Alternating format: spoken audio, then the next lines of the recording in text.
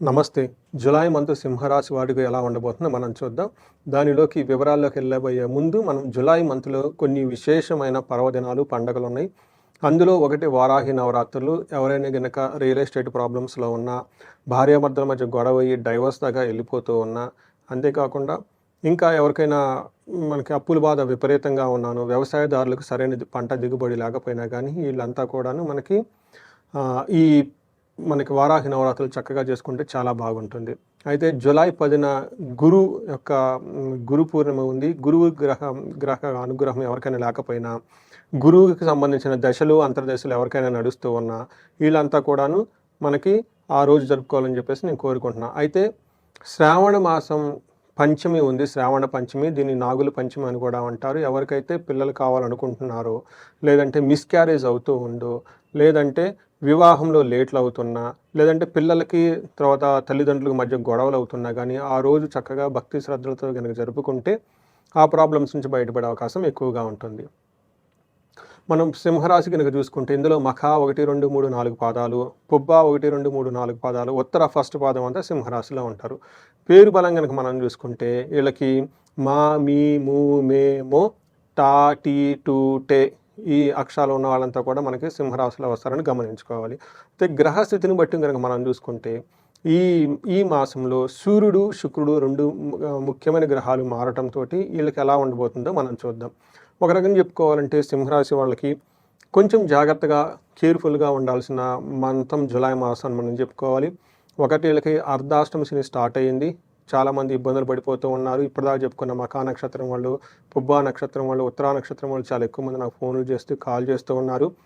ఈ గొడవలు భార్యాభర్తల మధ్య మిస్‌అండర్‌స్టాండింగ్ క్రియేట్ చేసే దగ్గర నుంచి, జాబ్ కోల్పోయే దగ్గర నుంచి ఇంకా ధనం లాస్ అయ్యాము, కోల్పోయాము అని ఇలా చెప్తూ దానికి పరిహారాలు ఏంటి అని చెప్పేసి అడుగుతూ నాకు ఫోన్లు చేస్తూ ఉన్నారు. ఒకటి వీళ్ళకి అష్టమ శని స్టార్ట్ అయింది. అది మనం ఆల్రెడీ చెప్పుకున్నాం. ఎవరైతే గనక ఉగాది రాశి ఫలాలు నేను చేసిన వీడియో మిస్ అయ్యి ఉంటే ఒక్కసారి సింహరాశి వాళ్ళది ఉగాది రాశి ఫలాలు చూడండి. అందులో కూడా పరిహారాలు అవన్నీ చెప్పడం జరిగింది. అయితే జులై మంత్‌లో గనక చూసుకుంటే మేజర్ గ్రహాలు వీళ్ళకి అనుకూలంగా లేవు. చాలామందికి చాలా చాలా జాబులు పోయే అవకాశం ఎక్కువగా ఉంటుంది. ఉన్నత పదవులు కోల్పోయే అవకాశం ఎక్కువగా ఉంటుంది. తర్వాత అవమానాలు జరిగే అవకాశం ఎక్కువగా ఉంటుంది. టోటల్‌గా కొంచెం ఉక్కిరిబిక్కిరి అయ్యే సిచ్యువేషన్స్ ఎక్కువగా ఉంటుంది కాబట్టి సింహరాశి వాళ్ళు కొంచెం చాలా జాగ్రత్తగా ఏది చెయ్యొచ్చు, ఏది చేయకూడదు ఆలోచించుకొని 1కి 2 సార్లు చేయడం ప్రారంభిస్తే చాలా బాగుంటుంది. ఎక్కువ సమయం ఆధ్యాత్మికంగా ఉండటము, స్పిరిచువల్‌గా ఉండటము, మీకున్న పనినే చక్కగా దాన్ని డౌన్ సైజ్ చేసుకొని సింపుల్‌గా చేసుకోవటం అనేది ఈ మంత్‌లో ప్లాన్ చేసుకుంటే చాలా బాగుంటుంది. దూర ప్రయాణం లాంటివి వదిలేస్తే చాలా బాగుంటుంది. వివాదాస్పదమైన వాటికి దూరంగా ఉంటే చాలా మంచిది. మనకి సూక్ష్మ గోచారం ప్రకారం గనక చూసుకుంటే ఈ మంత్‌లో సింహరాశి వారికి ఎలా ఉందో చూద్దాం. వీళ్ళకి ధనచ్ఛేదం, శత్రుభేదం, పరాభవం అని చెప్తూ ఉంటారు. అంటే ధనం విపరీతంగా ఖర్చు అవకాశం ఎక్కువగా ఉంటుంది. శత్రువుల బాధ ఎక్కువగా ఉంటుంది. పరాభవము, అవమానాలకు గురే అవకాశం ఎక్కువగా ఉంటుందని మనకు చెప్తూ ఉంటారు. అంతేకాకుండా గొడవలయ్యే అవకాశం కూడా ఎక్కువగా ఉంటుంది. ఈ గొడవలు కూడా భార్యాభర్తల మధ్య ఎక్కువ గొడవలు రావటము, లేదంటే ఆఫీస్‌లో ఎవరికన్నా మేల్, ఫీమేల్ లాంటి కొలీగ్స్‌కి సంబంధించిన వాళ్ళ గొడవలు వచ్చే అవకాశం ఎక్కువగా ఉంది. ఎక్కడైనా గనక వివాదాలు అని మీకు అనిపిస్తే కొంచెం వాటికి దూరంగా ఉండటానికి ప్రయత్నం చేయండి. సూర్యుడు ఫస్ట్ హౌస్‌లో 12థ్ హౌస్‌లో ఉండటంతో చాలామంది ఈ టైంలో జాబులలో కోల్పోయే అవకాశం ఖచ్చితంగా ఉంటుంది. లేదా జాబుల్లో అంత డిస్సాటిస్ఫాక్షను విపరీతంగా పెరిగిపోవటము, లేదంటే జాబ్ మీద విపరీతమైన ద్వేషం వచ్చే అవకాశం ఎక్కువగా ఉండే అవకాశం ఎక్కువ ఉంది. మనం చూసుకుంటే మహర్షులు సంస్కృతంలో ఏం చెప్తారంటే స్వస్థైన నాశనం చైవ బంధురోగ ధనవేహ ప్రాణపర్యంతమాపత్తిం అవమానం రవే వ్యయే రవి అని చెప్తుంటారు. అంటే 12వ స్థానంలో గనక రవి అంటే సూర్యుడు ఉంటే ఏమవుతుంది అంటే స్వస్థాన నాశనం అప్పటిదాకా చేస్తున్న ఒక స్టేటస్ని కోల్పోయే అవకాశం ఎక్కువగా ఉంటుంది. బంధువులతోటి, మిత్రులతో గొడవలయ్యే అవకాశం ఎక్కువగా ఉంటుంది. ధనం విపరీతంగా ఖర్చు అవుతుంది. అంతేకాకుండా ప్రాణపర్యంతమాపత్తిం ప్రాణం పోయేలాగా సిచ్యువేషన్స్ వచ్చే అవకాశం ఎక్కువగా ఉంటుంది. అవమానాలు విపరీతంగా జరిగే అవకాశం ఎక్కువగా ఉంటుంది. ఇదంతా జనరల్‌గా జాబ్ కోల్పోతే గనక ఇలాంటివి జరుగుతూ ఉంటుంది. అవమానంగా ఫీల్ అవుతారు.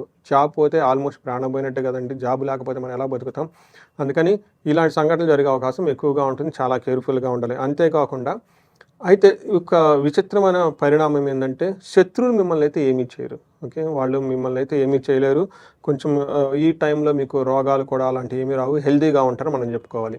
అయితే అగ్నికి ఆజ్యం పోసినట్లు వీళ్ళకి జన్మ రాశిలోనే కేతుతో పాటు ఆహ్, కుజుడు కూడా ఉండటంతో ఇది అగైన్ మంచి పొజిషన్ కాదు అని మనం జెప్పుకోవాలి. మనకేం చెప్తారంటే మహర్షులు, జ్వరం ఖడ్గవ్రణం చైవ బంధు భార్య విరోధ కృత్ చంద్రరాజీగతే యక్ష రాక్షస పీడనం అని చెప్తూ ఉంటారు. అంటే జ్వరం రావటం కానివ్వండి, ఇన్ఫెక్షన్స్ రావటం కానివ్వండి, శరీరానికి ఎక్కడ దెబ్బలు తగిలి బ్లడ్ బయటకు రావటము, భార్యతోటి బంధువులతో గొడవలతో ఉండటంతో పాటు యక్ష రాక్షస పీడనం అంటే ఇప్పటిదాకా కొన్ని స్పిరిట్స్ మిమ్మల్ని ఇబ్బంది పెట్టాలని చాలా కాచుకొని కూర్చొని ఉంటాయి. ఈ గ్రహస్థితి ఎప్పుడైతే సరిగా లేరో ఇవి మీ మీద అటాక్ చేస్తూ ఉంటాయి. అంటే మీరు ఊహించిన విధంగా ఏవో సడన్‌గా జరిగే అవకాశం ఎక్కువగా ఉంటుంది. ఈ టైంలో మీకు దిష్టి లాంటివి, తర్వాత వేరే వాళ్ళ ఏడుపులు లాంటివి అప్పటిదాకా ఎవరన్నా మీ మీద కుళ్ళుకుంటున్న అవన్నీ ఒక్కసారిగా మీ మీద అటాక్ అయ్యేసి ఇబ్బంది పడే పరిస్థితి వచ్చే అవకాశం ఎక్కువగా ఉంటుంది. ఈ సమస్య మీరే కాకుండా మీ ఇంట్లో గనుక ఇంకా వేరే ధనుసు రాశి వాళ్ళు ఉన్నా గానీ, మేషరాశి వాళ్ళు ఉన్నా గానీ, కుంభరాశి, మీనరాశి వాళ్ళు ఉన్నా కానీ ఇంకా సీరియస్‌గా పరిస్థితి ఉండే అవకాశం ఎక్కువగా ఉంటుంది.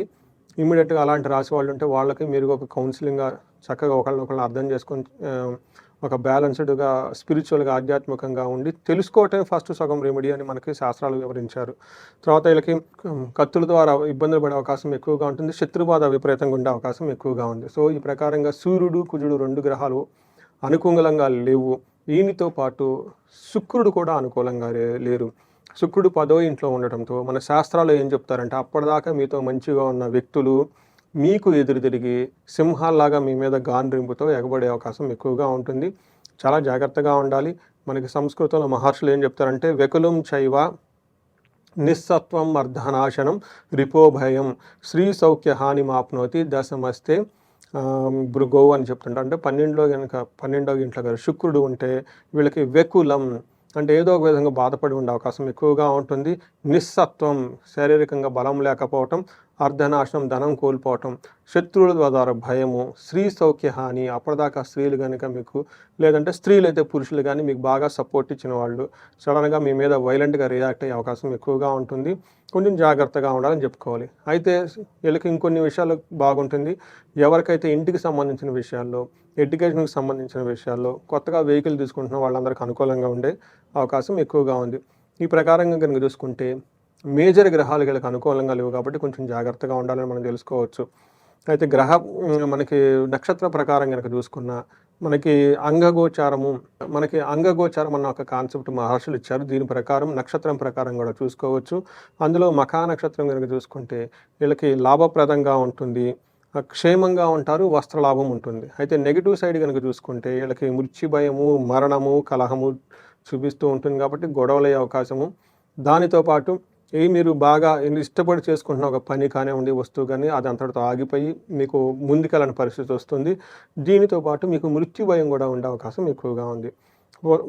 పూర్వ పాల్గొని నక్షత్రము, పుబ్బా నక్షత్రం వాళ్ళకి చూసుకుంటే వీళ్ళకి లాభప్రదంగా ఉంటుంది, సౌఖ్యంగా ఉంటారు, వస్త్రలాభం ఉంటుంది. ఇవన్నీ పాజిటివ్గా ఉన్నాయి. అయితే నెగిటివ్ సైడ్లో కనుక మనం చూసుకుంటే వీళ్ళకి మృత్యు భయము, మరణము అని చూపిస్తూ ఉంటుంది కాబట్టి వీళ్ళకి ఏదో ఒక పనితో ఇంతకుముందు స్టార్ట్ చేసి సడన్గా అర్ధాంతరంగా ఆగిపోయి ముందుకెళ్ళని పరిస్థితి ఉంటుంది.